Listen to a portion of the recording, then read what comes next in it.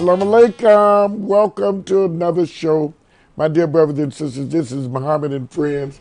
And normally I would stream live on this show and could have done it, but I wanted to talk to this brother, myself, the Secretary of the Nation of Islam and the confidant of the Honorable Elijah Muhammad, Brother John Ali. Assalamu alaikum, John. Walaikum salam. How are you, my brother? Fine, how are you doing? Thank you. John, we were just reminiscing over your ability to have such a wonderful age, but the main thing you said is to have your faculties Right, that's a blessing. in itself. Right. To have a good physical age and better a mental age to a knowledge set. Yeah. Now let me ask you, we don't normally dig deep with you. You've helped so many other people in the Nation of Islam. You've known all of the people. What year did you come in? About 50? I came in 1954. 54. So you came in 1954. You weren't there. You were old enough to have come a little earlier. But how old were you in 1954? I was in my 20s. You was in your 20s? Right. I came in well, he was a minister, Jeremiah Shabazz. Yeah, I know y'all were friends. We were friends. We'd been raised up together. Mm-hmm. And Mm-hmm. I saw him one day, and I knew he had association with another girl who had grown up in our neighborhood, Mm-hmm. and I knew he was associated with her. Mm-hmm. And I asked him, her name was Roxy, by the way. I say, "How's Roxy doing?" And he told me, he said, "Oh, I'm not dealing with her anymore." Because I hadn't seen her. He said, and he mentioned that a brother named Edward B. and Clifford Hyman, the two Hymans, and a brother named Ben, we all grew up together. He mentioned that they were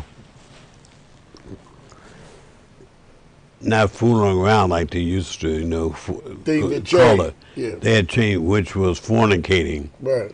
Although we didn't know that word, it was more vulgar, Yeah. But And Jeremiah put it in perspective. yeah, he told me that they were not doing that. I say,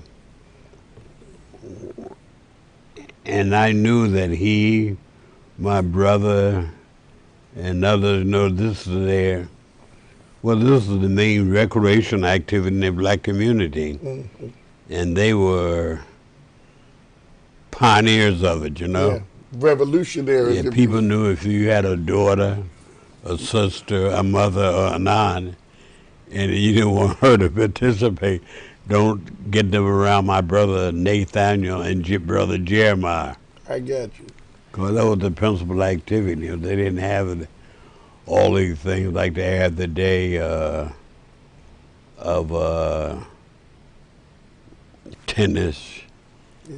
and TV game, recreational game, John, let me ask you, because time will pass so fast and I won't get a chance to ask you. Now, do you have children? Because I've never met any of your children. I have children. They live in Philly. They're, thanks to Allah. They live where? In Philadelphia. Philadelphia, okay. And they are Muslims. Yeah. They are born in the nation, and they have remained Muslim and lived the Muslim life. That's what I was going to ask you, because Jeremiah has a daughter that's a doctor. He has two daughters. Yeah, well, I know one that's a doctor. Yeah, one doctor. One of the names is Sophia. She is a doctor. I talked to her the other day. Yeah, we're going to talk to her when we take a break, because she just opened up a new practice. Right. Yeah, and let me ask you this, though. This is what I want to ask you. I noticed that Jeremiah's children remained in the nation as well. But your children, how many children did you have? I have 5. They all in the nation. Did I know your wife? Who were you married to? I was married twice.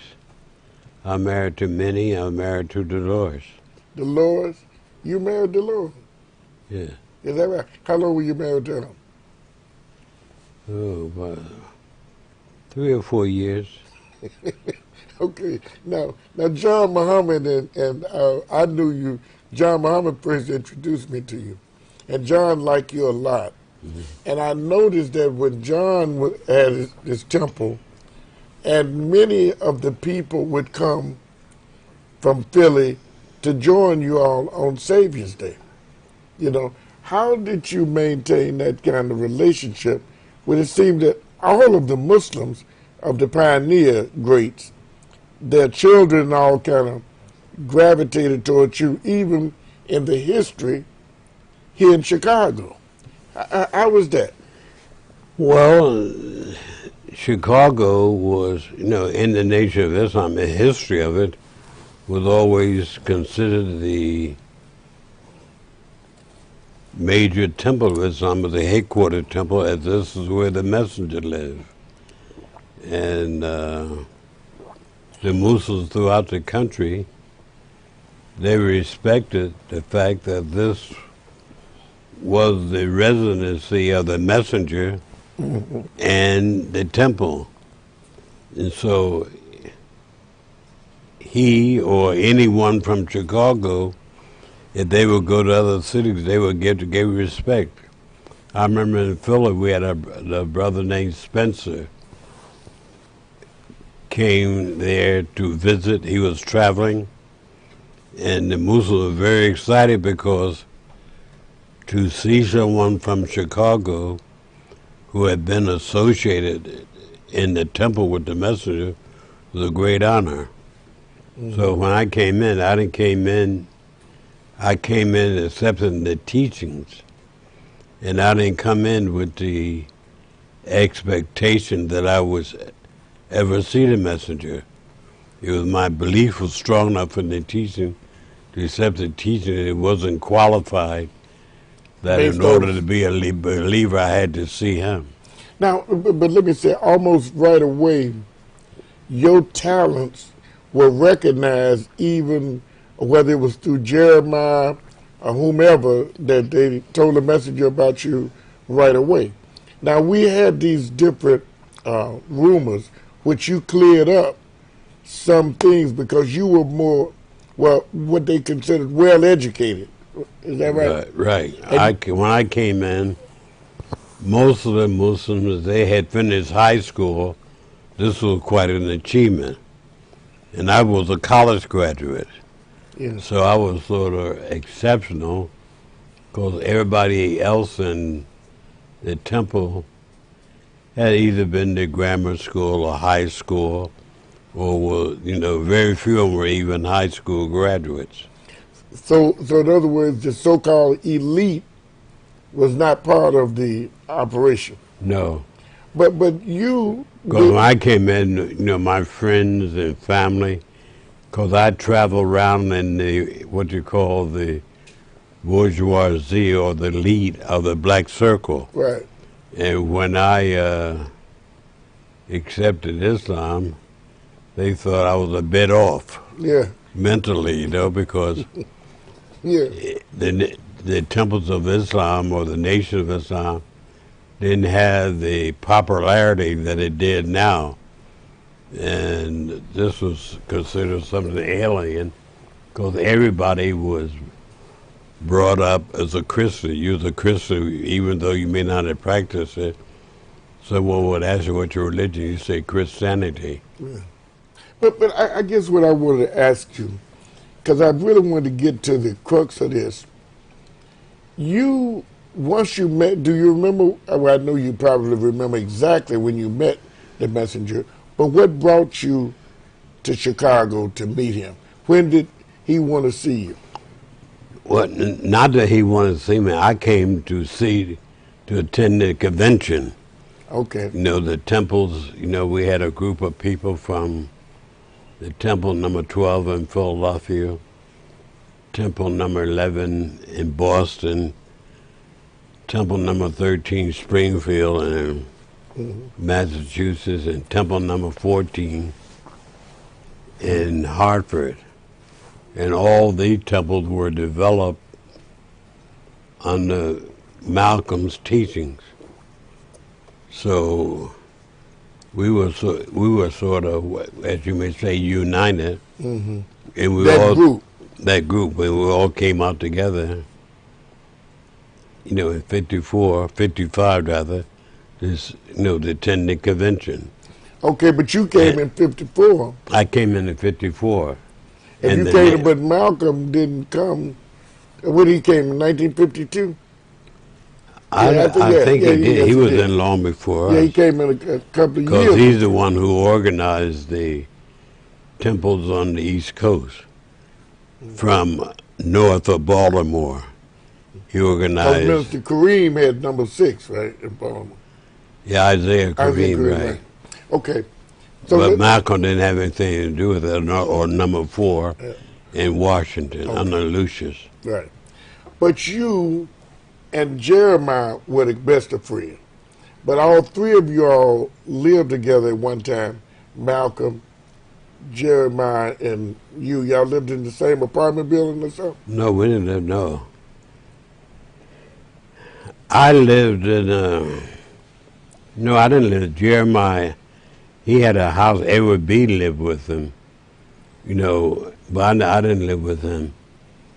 And Malcolm used to come visit the temple, and Jeremiah's wife would have a dinner, after every meeting. Right. And we all gathered there, be 15 or 16 people, the laborers, right. Have dinner there with Malcolm. So why did you come? You came to Chicago for the convention. When did the messenger want to talk to you, though? Well, and I never say the messenger wanted to talk with me because, like I said, Malcolm brought us all out here. Jeremiah, who was the captain in Philly, George, who was the minister, Lewis. Didn't he change his name to Majid, Eugene Majid? Was that George? George and Kareem Majid. Yeah, Eugene Majid. What? Yeah, George. That was George. Okay. And Malcolm, Farrakhan, and a brother named Thomas J. was at Hartford, and a brother named Henry, who was in New York. Right. He's down in Miami now. Thomas J. is down in Florida. I think he's in Tallahassee. Yeah, I've seen Thomas J. is frequent Chicago a lot there wherever the minister's speaking. Yeah, I saw him when he came for Minister Farrakhan Lewis' funeral. Right. That was the first time I'd seen him in years. Yeah. But okay. But you in Chicago, whoever wanted to see you, when did you meet the Honorable Elijah Muhammad? I met the Honorable Elijah Muhammad in 1955. 1955, a year after you had come in. Right. So what made him, did you sit and had a one-on-one with him? When did you become his secretary? Or what? Well, I was first the secretary in Philadelphia with George. Malcolm brought me to New York, and I was his secretary. Although he was like the overseer of the temples on the East Coast from Boston down to Baltimore. Right. And he brought me to New York to be the secretary, and we lived together. Okay. It was 3 families, Malcolm and his family, Betty Shabazz, me and my wife, Minnie, and a brother named Edward. He was the minister in Temple number 21 in Jersey City. Mm-hmm. We all shared an apartment together. And on the first floor was the Muslim who owned the duplex that we had. He lived on the first floor. His name was John Alpert, and his family were Muslims. And his mother-in-law lived on the, what they call an English basement. Mm-hmm. And then across the street there was a brother named Brother Curtis, who was very successful You as know, an auto mechanic. Although he didn't have a garage, he would fix cars on the on the street, street. on the Yeah, street. But he was very successful, you know. yeah, we He know a had lot of them like a that. he had I grew up a with them. Yeah, thriving business, you know. yeah. I know a lot of them that you just go, you get the oil change, they put a cardboard underneath and change the oil and do all Yeah, of he that. became very influential, you know. But let me ask you this, John, because I know John Muhammad thought the world of you, and he always felt that John Ali had all the information no matter what. He would tell me these things that you were the go-to guy. But what I'm asking you, because people, and I asked the minister this one time, and I don't think that people realize what a faithful believer is when they come in contact with the Honorable Elijah Muhammad. I never sit with him, but I believed every word that he taught. I never heard a man use the language that he used. I never saw the writings that he used. And to back it up, he could talk it. You understand? Everything that we would attribute to Malcolm or the minister, anybody, what they said, I found out if you listen to enough tapes, you heard it from the Honorable Elijah Muhammad. So I was never confused about the root knowledge. So I'm asking you, how did you develop this faith? You said Malcolm organized the temples. You saw Malcolm bigger than life. But yet, when you met the Honorable Elijah Muhammad, you seemed consumed by him, and you chose him over Malcolm and anybody else. Explain that. How does that happen? Well, I came in, you know, in 54, when I accepted the teaching, I accepted the teachings of Honorable Elijah Muhammad. Although Malcolm was one of his greatest teachers at that time, you know. And I accepted Malcolm as a expounder of his teaching, but not Malcolm as being a great orator, which he was, you know. Yeah. I accepted the teachings. In fact, when he deflected from the teachings, you know, we had been living together in the same house, his family and my family, you know, and he knew I gave respect to him as a follower of the messenger. But when he deflected, he thought that respect would continue as a deflector, you know, but I cut my ties with him, you know, even though we had lived together and his family, my children, been raised up together. You know, when he left the messenger, I left him. Now, see, let me say this to you. I can look at you, and I understand that. But what concerns me, there are many people who write about you to this day who never really knew you, and they saw you as a negative because they elevated Malcolm beyond what you just said. And the way you, if I didn't ask you these questions, you would think that Malcolm was the hero of Islam.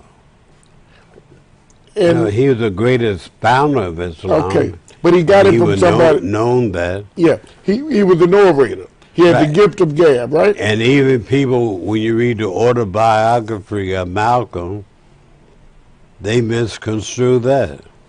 Because if you read the book, autobiography of Malcolm, you would admire the Honorable Elijah Muhammad. Because when that book was written, Alex Haley had written an article about the Messenger Reader's Digest. It was in 1962 Reader's Digest, you know, where he identified him as the greatest, most powerful black man in America. Yeah. And the Reader's Digest got such a great response from its readers on that article about the messenger, Alex Haley came to the Honorable Elijah Muhammad and asked if he could do his autobiography on the messenger. And Malcolm was there, and I was there when he inquired of the messenger. And the messenger said, "No, brother, I don't want. I'm not that vain. I don't, to because my time is devoted to development of Islam." And Malcolm asked, "Well, dear apostle, if I could tell how you converted me from my unrighteous life and how I was a drunkard, a pimp, a thief, a crook, a jailbird, and you converted me over to righteousness, could I Alex Haley interview me? Where really I wouldn't be talking about myself, I would be talking about my conversion to you." And the brother said, "Okay, brother, go ahead." Because the message was like this. In the Holy Quran say, when we hear the message, we say, we hear and we obey. That's right. So the message say, the best way to go right here is to go straight down here. Mm-hmm. And I say, well, dear apostle, there's a step there, it'd be easier to go here. He say, go ahead. Yeah, it's up to you. Because he done told you go here. Yeah. And you decided to go there. Yeah. You think that's approval, but yes, I told you the right way. All right, but I ain't got time to argue. I'm not going to change, like you said. If you could prove one word that he said was a lie, he would give you $10,000 out of his brother's vest pocket. But John, what I'm trying to get to today is the faithfulness that not just you, but there were others who had faithfulness in the Honorable Elijah Muhammad. They were willing to hang with him. They were not confused. Even in the laborer's tape. Now, you were adamant in pointing out weakness wherever you saw it, because I could hear you on the tape. Even some of his ministers that you felt were weak, you would point it out. Now, of course, the Honorable Elijah Muhammad showed empathy for many of his ministers. Like I think you kind of chastised Minister Woodrow. He was soft, and someone else who was not selling papers. And you were talking about them. And the Honorable Elijah Muhammad, went on to, I think he spanked them in a nice way. Because if they don't want to sell the paper, that's their business. You know what I mean? He knew how important the paper is. He'll do it himself. But today's generation of Muslims and sympathizers, even they see, look, maybe I'm wrong, but I've agonized over this, that who am I? Because I just don't give Malcolm the credit that some give him. And I'm so caught up on this slanderer and the defamer, and apparently you were too, because you right away knew that the Honorable Elijah Muhammad was shooting the gun. So you knew the work Malcolm did, but you weren't confused to go with Malcolm as opposed to the Honorable Elijah Muhammad. But there are people today that's so silly after the messages say don't harm one hair on Malcolm's head, that you all who believed in him, you were going to be faithful enough and zealous that you'll go out and harm Malcolm anyway. And the Honorable Elijah Muhammad told you, if you don't harm any hair on his head, that's between him and God. God will intervene. Why don't people see that? Well, because people want to advance their own agenda. People there's an effort overtly and covertly to erase or eliminate the message's teaching from our lives. Simple as that. Even to the day, there's no effort to promote him as a historic figure in the development and growth of the American so-called Negro. You know, they'll talk about King, Adam Clayton Powell, Ida B. Wells, Booker T. Washington, but there's no effort to promote the messenger as transforming the life of the so-called Negro into a worthy, righteous life. Okay, I come to this point. Vanity has its place, John. Now, when I heard this teaching at the age of 22, it took me by storm. I couldn't believe that there was a man that existed like this, that said the things that he was saying, and the person who brought me to the teaching, how he could have been involved and not have been more vocal and visible. In fact, he, quite frankly, had hid his relationship with the Honorable Elijah Muhammad. Now, I want you to follow me a moment. When I got ready to do what I'm doing now, I told John Muhammad, who was a prominent minister in the Nation of Islam. I like John. You know, when John was working with the city of Chicago, because I was a building inspector too. Mm-hmm. And I want to say this because I don't think people really understand this. But I told John, I said, now, this is what I want to do, John. I got to do this. I called a meeting at my house. There was a lot of different people there that filled my little basement up. They were novice. They weren't believers. John was one of the few believers that was there. Reverend Al Sampson was there. The reason I bring this up because I never could understand this with John. Because John came and after the success that I thought, it was success because people in the room let me know that they thought the Honorable Elijah Muhammad should be remembered. They really didn't have a plan or nothing, but he should be remembered. But you know, John gave me a paper with the 63rd Surah, hypocrites. You know, I think about 5 or 6 verses. He was saying, this is the only way you can do this. A mosque and temple. I was telling them the Honorable Elijah Muhammad's teaching was being written out of history as we spoke. Because this place with Malcolm this and Malcolm that, it's not that I'm just beating up on Malcolm, but they have used him as a smoke screen to keep from seeing the real man. And years later, things have come out that apparently we were right, John, that you had to have some place just to focus on Elijah because they were full speed ahead, and we didn't know white people had already set the plan up.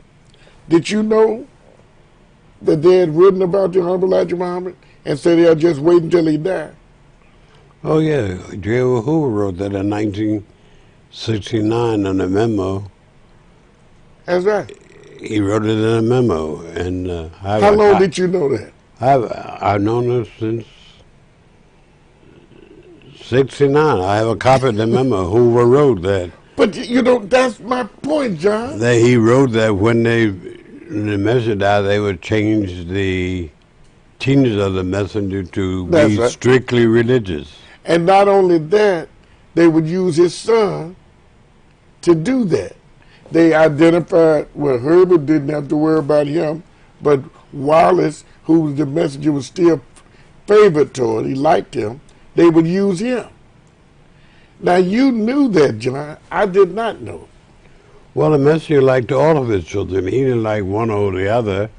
I remember when in 63 when Malcolm defected and his grand Hassan Sharif was affiliated more with Wallace than his grandfather. That's right. And the Messenger, in fact, he writes about it, and I think it's in the Messenger Black Man or Yeah, it is. in the answer to critics. What about it? They asked him about what about the opposition from his grandson and his son, and he said, "This is where you'll find, Absalom, his son, David, yeah. disagree with him, but this is not effective teachings Right, that's right. of the You know, teachings." John, I'm not amazed that you know this, but I'm amazed that you have the ability to retain this, and no one has really talked to you publicly about that. But see, when I get to thinking about the books that we wouldn't have if it would not be for you, because you didn't just sit on the sideline, you asked the messenger about putting his words into print, which meant that you knew, as the Holy Quran said, he neither errs nor does he deviate. He doesn't speak an idle word. But I'm concerned that many of your ministers and believers of old could not have had the faith in the Honorable Elijah Muhammad because it was too easy for them to deviate. Now, Wallace, he didn't do a lot to get us to go against the messenger. I mean, when I said he didn't have to, it was almost as if we were waiting for the opportunity. Would you agree to that? Oh yes, I mean it was that's a conduit for the manifestation of the disbelief that existed in some of the people. Okay, John. Brothers and sisters, we're talking to John Ali, and forgive me for pressing on and talking a lot, but it's something I just want to get to understand, and I see now more than ever that John has some keys that need to be utilized, and they need to be utilized quickly if we're going to save our young people. It seems like it's difficult to get us to understand. I want to take a break, but I don't want to lose my trend. And what I like about you is that your curiosity has always gotten to me. You always see something you want to read, don't you? Yes, in fact, I'm looking at a pile of books.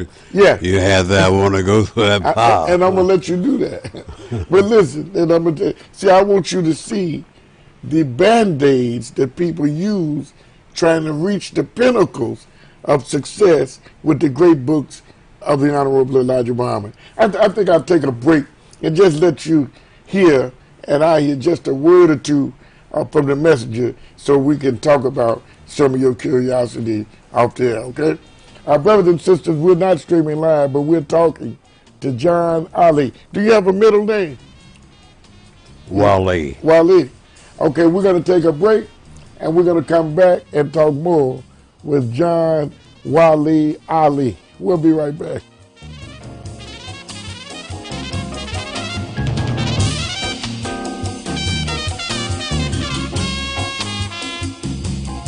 I cannot keep perfect record myself all the time. I have to have help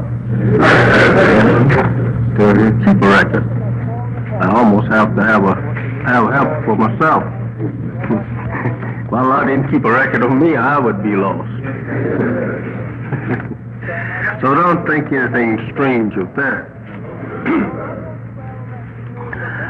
As you know, that we have been all but universally attacked here for the last 4-5 months, especially universally attacked.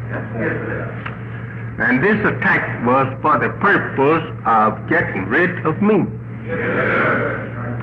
And I don't know who all is behind the attack. I have been trying to keep quiet to try to learn just the strength of the attack. No general can put his army against another army until he knows the strength of that army. So I have not been sleeping on the job. I have been trying to learn just the source and strength of my enemy. So I wish that you remember this, that this kind of attack that has been made on me personally and indirectly on you, because attack on me should be on you too.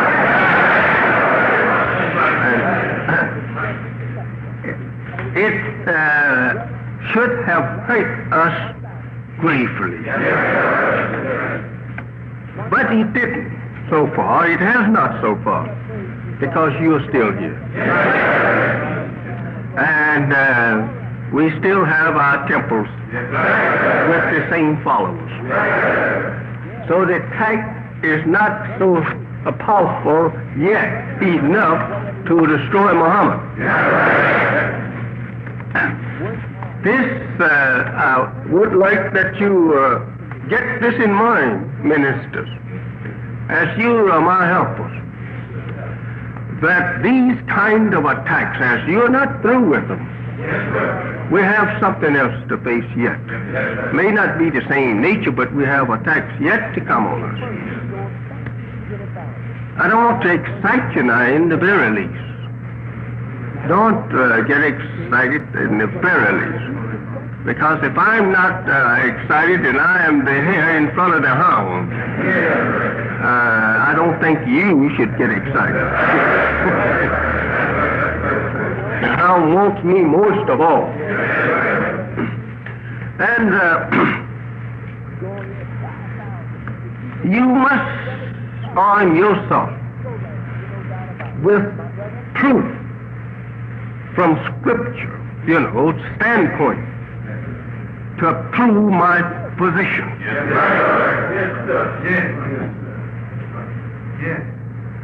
If you don't come out first and attack the enemy that attacks me, if you sit down and wait until I attack, then you're not much of a help.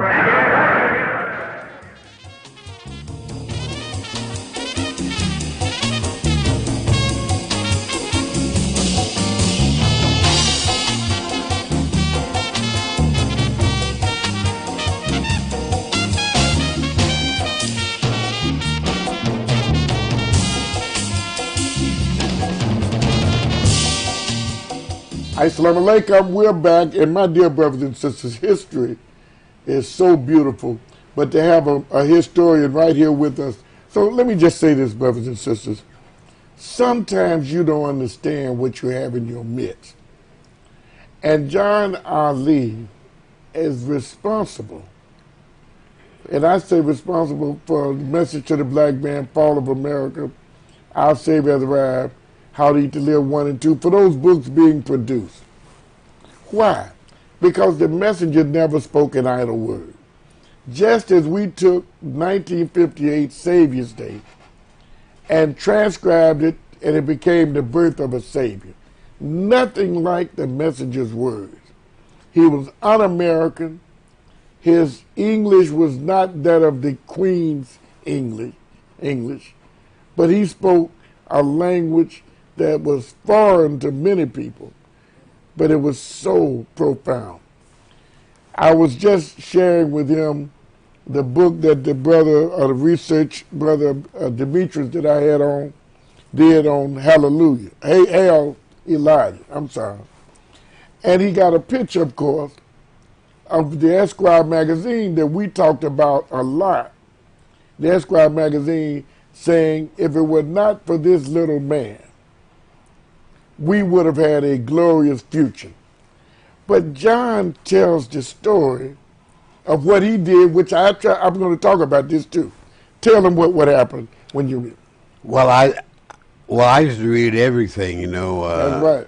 And I bear witness. And that's why I can't interview magazines, and if I found something, even if it was a line about the messenger, pro or con, I would bring it to him. And I saw this in Esquire magazine where they had this cartoon of this character where they had The, That the is, drawing of the fellow with the big nose, well, that represents President Charles de Gaulle. And the one on the left of him, he's pointing to, saying, "Hi, folks."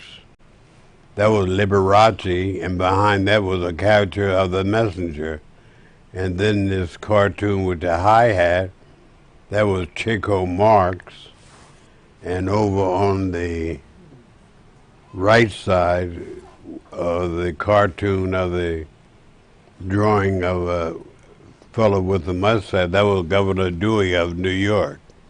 mm, And I saw that in the Esquire magazine in '54, and I brought it to the messenger and showed him, and he where did this, what with it? and he took the copy and put it into his right Pocket? suit pocket of his jacket, and he kept it with him all the time. Now, look at this history.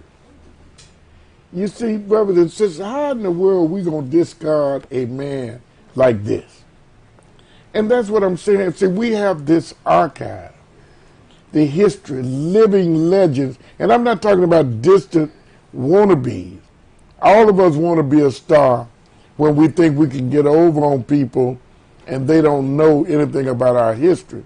But this man has a working history in the Nation of Islam. And as I say, even when the messenger was sick, it was he who had to come back and make the people realize that you need to get a private plane down there to get our messenger.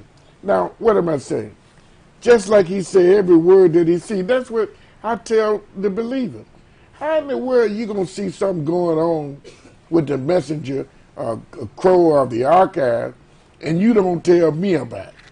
And I'm not equating myself with the messenger, but if you're not going to talk about it, you're not going to do nothing with it. Why not tell somebody who's going to get it out and talk about it? And what did John Ali say? He brought it to the man who was going to talk about it. And so I'm just saying, look, brother and sister, this is a real world. And in order to make history, you have to make things happen. And you have to be proactive in what you do today. And I'm saying he saw the messenger's words, which were profound. He went to the messenger. Other people were around him. So these children could say, well, that's my daddy. That's my daddy. I own all the rights to my daddy. But look, brother and sister, I tell you this and you should remember. When the white people saw Niagara Falls and you saw it, you went on vacation as a tourist. He made electricity from it. So people see different things. And so I applaud you, John Ali. I'm going to take another break while you scanning through that, and then I'll come back. And unfortunately, we're going to have to wind down in this segment. But promise me we just beginning. You're going to come back and do more shows with me, right? Yes, You promise? I promise. Okay. I'm going to take out one last break. I know you enjoyed the messenger, so whatever, we'll be right back.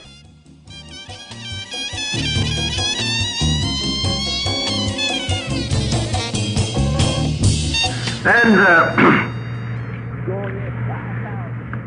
you must arm yourself with truth from Scripture, standpoint, to prove my position.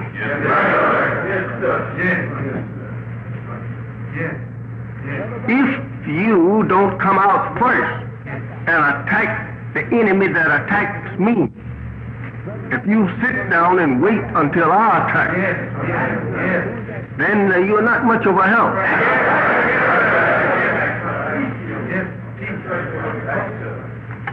I'm just telling you frankly. Any time that your leader is attacked, you is attacked. And you should go after the attacker with everything you have, of truth to defend yourself and your leader. These attacks falsely accusing and getting and paying enemies, hypocrites.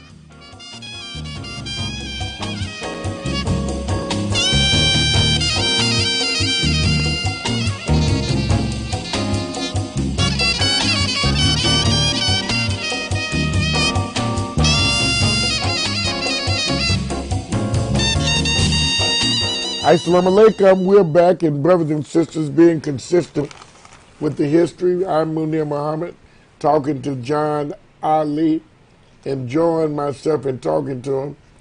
And he knows how to interpret. You know, if a person came in here speaking French, brothers and sisters, I wouldn't know what they say. So when you write about things, and a lot of you do want my approval about things and what I think about it, I'm flattered. But John Ali is showing me, in the rules of interpretation, he certainly knows something. Now, we know that Jeff Ford met with the messenger too. But that meeting was arranged by John Ali. Why was it arranged, John? Well, they, at the time, someone in the organization indicated they wanted to meet with the messenger and discuss their affiliation with the temple. And I arranged for the messenger agreed to meet with him. He had him at his house, which I'd like to interject outside. The messenger never went to a TV station. It never. Or a radio station. No, he wasn't publicity seeking. If someone wanted to discuss with him, if he felt it worthy, he would invite them to his home, but he never went to a TV station. You know, we had some leaders, like Farrakhan and Jesse Jackson, they never saw a camera or a microphone they didn't like. Yeah. You know, you can put a microphone from a camera and they ready to reveal everything they know or don't know. But you know, and I'll press you on that in a minute. Get to this other point that you want to make about Jeff Ford wanting the messenger to join him. Oh, Jeff Ford came there, you know. But where would he get the audacity from to? Well, vanity, like they say, all is vanity. You know, he thought, and he been given a lot of publicity in the press, you know, about his gangsters with his organization, you know, and so this fed into his ego. And just like they were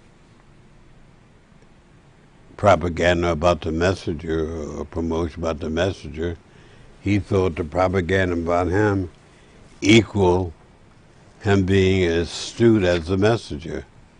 And he suggested that the messenger join with him in the propagation of his gangsterism theories. And the messenger looked at him firmly in the eye, and the messenger could look at you and hold his gaze, which was like a laser. And he said, brother, I'm not going to join with you. I'm not going to leave my cause of righteousness to affiliate with you. You know, indicating like you must be insane to think I'm going to leave righteousness to join with you And because of your notoriety. Now let me go back to you something that you said. Now the messenger never sought out cameras. He never went to be interviewed. They always would have to come to him. Never. Okay, now let me ask you this. You as the secretary, you, like you told me, you facilitated that meeting. I noticed now, John, all the things that you know, I've not known you to be out from a propagation perspective to be on television pushing unless you had to. You did it when Malcolm was killed. You did it when they interviewed the messenger out of New York, that group, about the farm, and you talked about Malcolm turning hypocrite, thinking he was the leader. But you know more than most.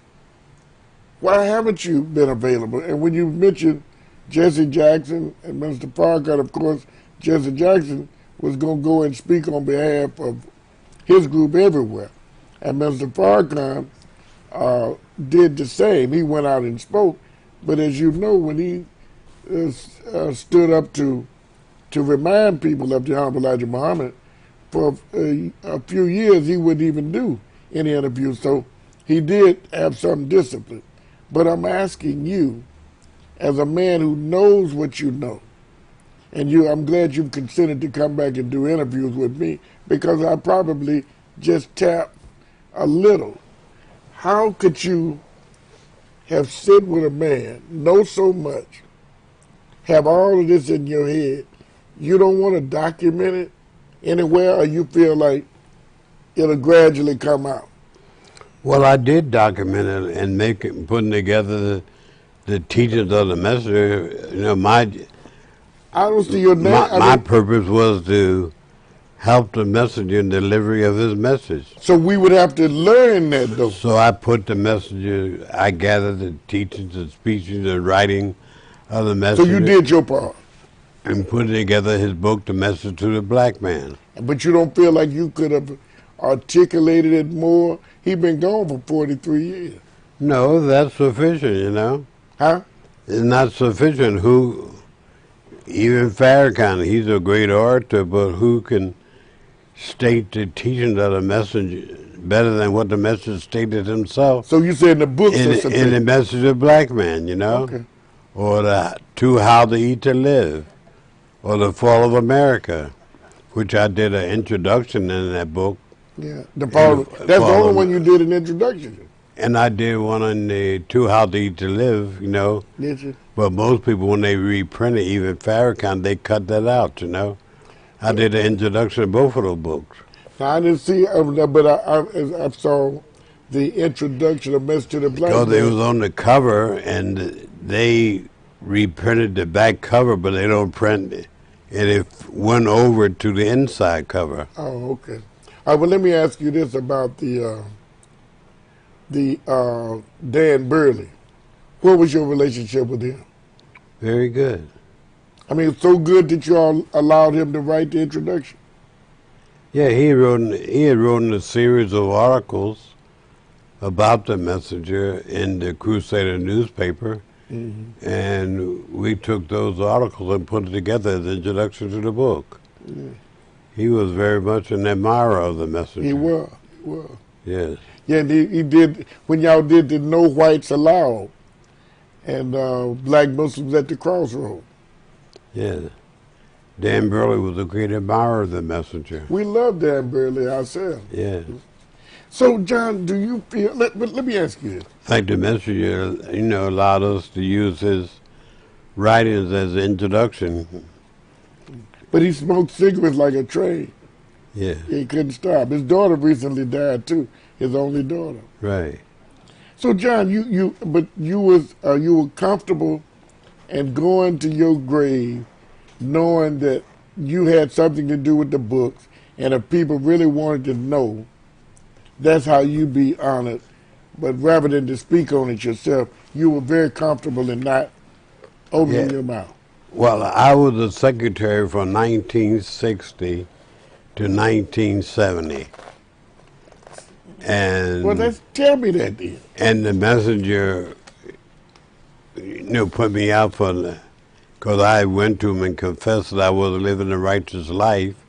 He didn't ask what I was doing that was unright. He didn't have to, because he was the messenger. He knew. He knew, you know, you, me, or anyone, you know. So you went like the Catholic. You treated him like the Catholics. We went to confession.